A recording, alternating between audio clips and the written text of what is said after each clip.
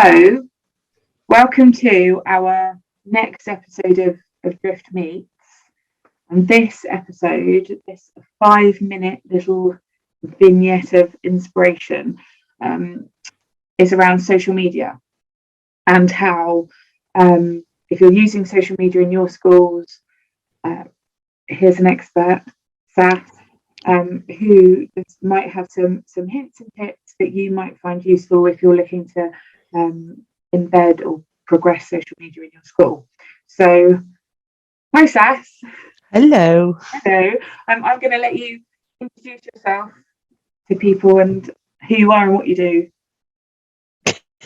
Okay, so my name is Sass Adams. I'm a social media manager, trainer, mentor based in Portsmouth. I've been working in marketing for many, many years, but I've only been self-employed in the past year or so since COVID. In that time, since I've been self-employed, I've been working alongside the University of Portsmouth and with quite a few small businesses in the area, local businesses, in how to promote themselves really and how to engage with a community. So it's more than just the management side, which is posting on a schedule. When you come to businesses trying to build a community, there's a whole different kind of skill set that needs to be employed. Absolutely. And I found you vicariously on social media because I really loved what you were posting. It was so authentic and sort of thank you. Spoke my language and how we like to use social media at Drift. We sort of reached out and connected, didn't we? And now we're we're very aligned in approach. So yeah, I'm really looking forward to hearing your thoughts. So we start all of our little chats with why. So the question we have is, why did you think that an active social media presence would be beneficial for primary schools or schools in general? Oh, yeah, it's a big one. Mainly because having been, I trained as a teacher. I didn't continue my career in teaching, but I'm aware of the I don't want to say problems that social media can bring up. Obviously there's a couple of sides to this. One is like social media being used by the kids and the protection that you need to be able to give. But also with the school I was attached to, they weren't very big on social media at all. And I think there was a lot of fear around it. Actually, there was quite a lot of fear with because it was in a challenging area. It's almost the negative comments that they were going to be getting from upset parents. How are they going to handle this? So their presence wasn't particularly high, which at the time, it was neither here nor there, because that's not why I was in the school. But funnily enough, since having a conversation with you, I was thinking back on it and was doing my own little bit of research into those schools and what their presence was like. And there's they've got a couple of accounts, but it's not regular, and pretty much it's there for the parents to complain, and they don't deal with that very well. I'll be perfectly honest. And I think actually within schools, social media is such a valuable, or can be such a valuable resource. In a sense of building community and being able to answer those negative comments in a very kind of positive and very customer servicey way. Actually gives a really good impression of the school. And it's not as if the schools need to advertise themselves to bring in new customers like the businesses would be. It's all about community. It's all about promoting your own value, the school's values, and the positive things that do happen within the school. So why is it valuable? How is it not? Would be my answer. Because I guess it's an opportunity. If you want to look at it that way, it's an opportunity to sort of really engage with your families and your community, like you said. But yeah, there are challenges around it, and I think when I've spoken to schools about their social media, that's almost one of their first reservations is, oh, what about the sort of the negativity of online behaviour, etc. And there's no two ways about it. But this is the world we live in. But there, that isn't. What am I trying to say? I think the more schools I speak to about it, it's actually not the majority of activity, and I think people's fears are always louder before they go into something, aren't they? Yeah. The more they go down the route, they realise that actually can't ignore that, but it's not as big a challenge as I think people think. No, I don't think it is either. I think when it's being viewed as a challenge, it's normally by people who don't know how to, or don't feel comfortable facing that challenge. So just say you've received, you've received a negative comment. Just say a parent is annoyed at one particular teacher for how they handled a situation. They go on social media, and there's just a whole load of vile things that are said or can be said, because it's very public, and the person who picks up that comment, that can be very, very confrontational in itself, and it's very easy. And this is kind of like the general issue with social media, not just in business but personally. You read a comment and it feels very, very targeted to you. It's very easy to internalize that. So if you're thinking you've got that one person within the school whose responsibility it is to actually answer that message, and if they're not comfortable or they're not trained in how to do that in some way, then it becomes overwhelming. And that's where the fear comes in. So when you have that one person who deals with social media, who's dedicated to responding to that, and I don't want to say they've been trained, because it may just come very naturally to them, the kind of person who is very good at customer service, and it's more a case of thank you for your comment. Have you tried doing this, or have you spoken to this person? Actually, sorry. No, I was going to say this is a really nice point to jump into our next question, which was how can staff plan posts but also manage the online community? So I think the answer that you're about to probably sort of factors into this quite nicely. So I guess two sides of it. Sorry for interrupting. Carry on. I forgot where I was. Oh, well, you were talking about how school staff can manage the online community. So one angle is the sort of the customer service side, how staff can manage those challenging messages, language, behaviour. So that's one side of thing. But looking on the positives, how can they plan things, organise, celebrate the sort of enjoy all the positive sides of having an online space. So where I was just going with that was basically this was when you do respond in a positive way, that is what is seen by other people.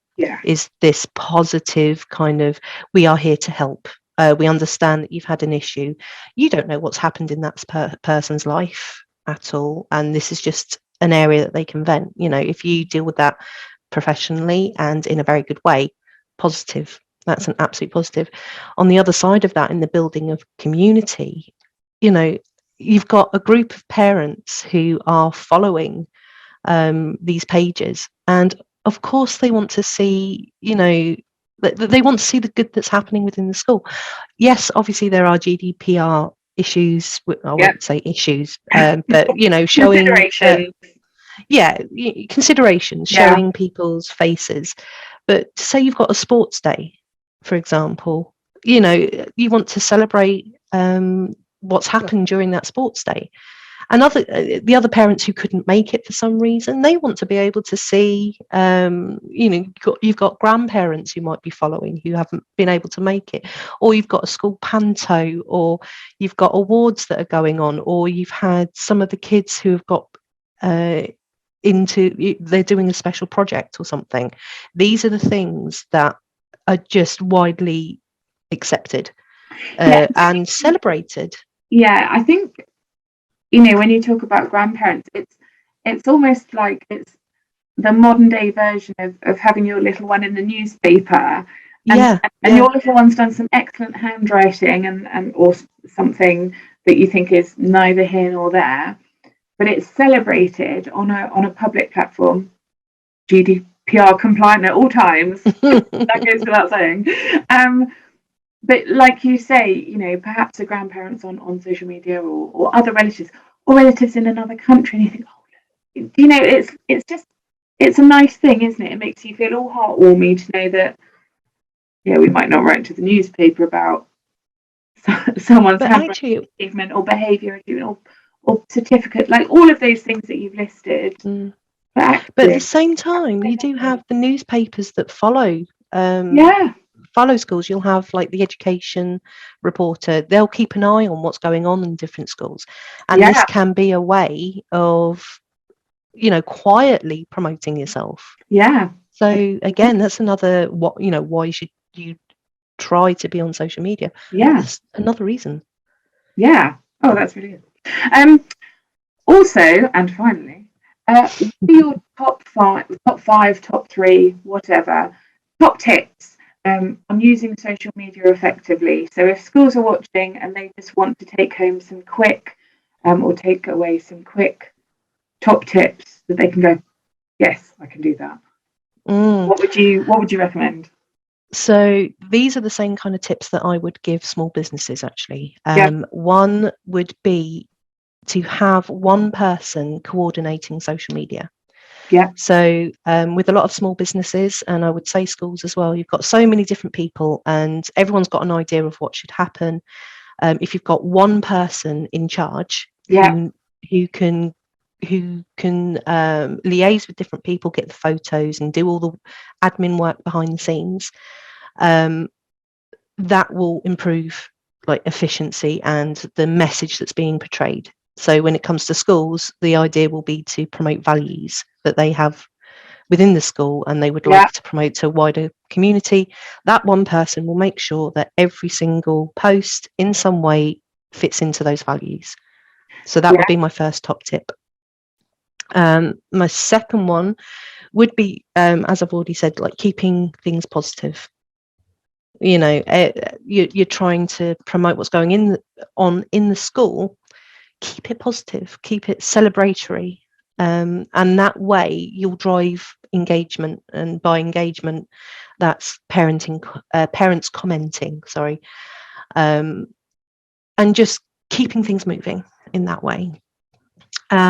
Be respectful. Another one is another big one. This comes more into that customer service kind of side of things, knowing that people who do respond in a negative way, they do have their own stuff going on in their own lives.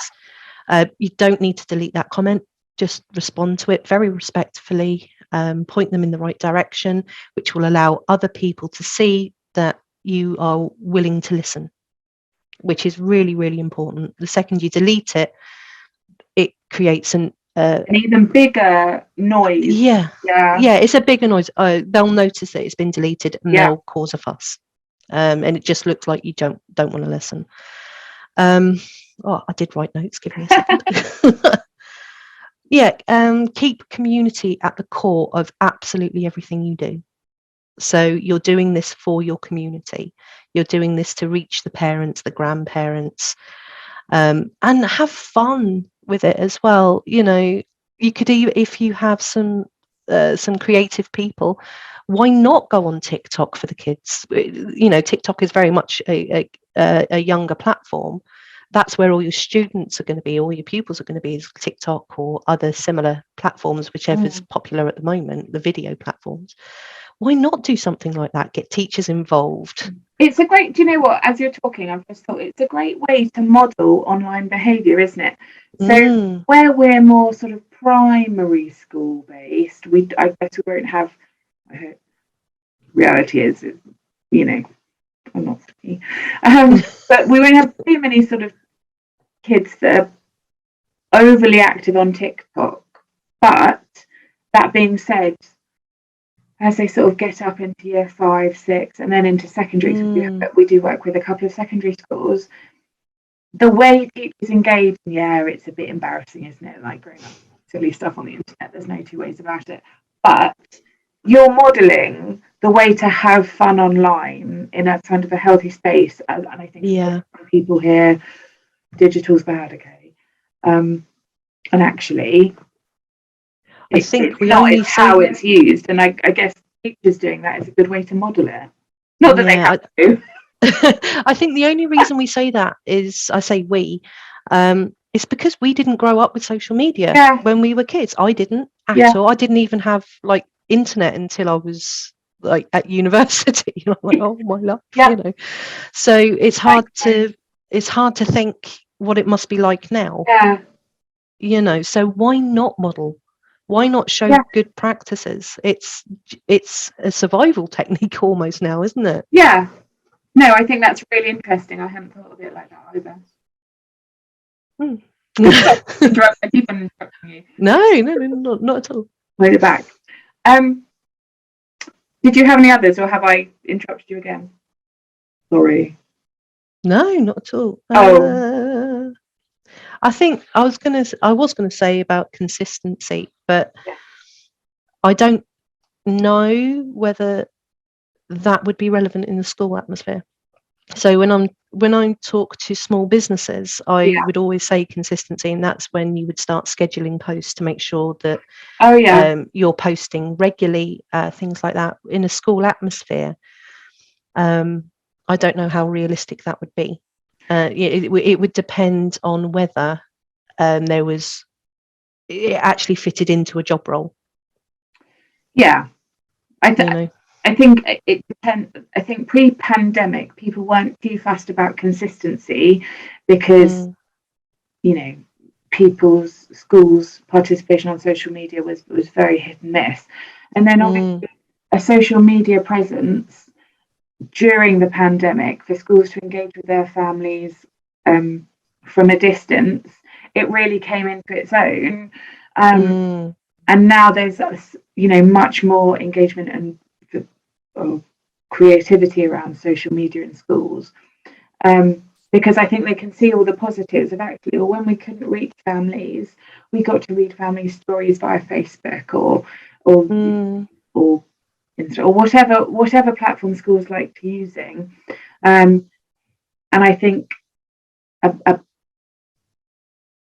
degree of consistency, maybe not so much consistency that it's not authentic content, but if you're to keep your families engaged, I think it's probably sensible, because otherwise, not the analytics, the algorithms of, the behind the scenes, if you're not posting sort of regularly, they do pop off of people's feeds. This is what I was going to say, is the other side to that being, every time you post, you're not going to reach every person who's following your page. And that is algorithm. It depends on how much people engage with you. And this is kind of the game that you play when you're trying to boost social media. It's trying to keep engaging content going consistently so that you're reaching more people organically. If you don't post consistently,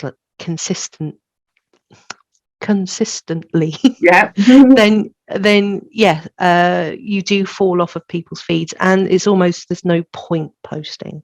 And it's a bit of a balance with how realistic consistency is to trying your best. The one thing I always say is something is better than nothing. And it being genuine. Actually, I think our families want to know what the lunchtime menu is for this week. We'll post that. It might not be as celebratory as we like, but it's celebrated dinner lady. So look, don't get me started on that. I'll go down the rabbit hole of all the things we can do.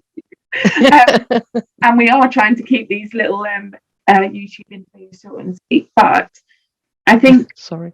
No, it's me, because I will talk for England. But I think what we want out of these little videos is to give people tasters, isn't it? So I know I provide training for our schools on social media. We've talked about putting a training package together, sounds a bit grand, but sort of utilising both of our skills of my experience in education and your experience sort of as a professional in the social media world. So if schools do want to explore this further, they can certainly reach out to me at Drift. And do you want to I know I'll put all of your social media handles and your email address on the notes, but do you want to say where people can find you if they want to approach you for more information? So currently, well, my website is being developed. I don't actually have one right this second. It's over social media generally, or my email address at the moment is sassadamssocial at socials. I'll start again. It's sassadamssocials at gmail.com. Or you can find me on social media at sassadamssocials, and that's on Instagram and Facebook. And the good thing about that is that people can have a cruise through your page and really get a feel for you and your approach to social media, which is what I did. So hopefully people have got some takeaway bits from this and found it helpful. And then I just feel like there's so much more we could talk about, because I just think the whole thing is so interesting and so much fun. But we'll have to park it.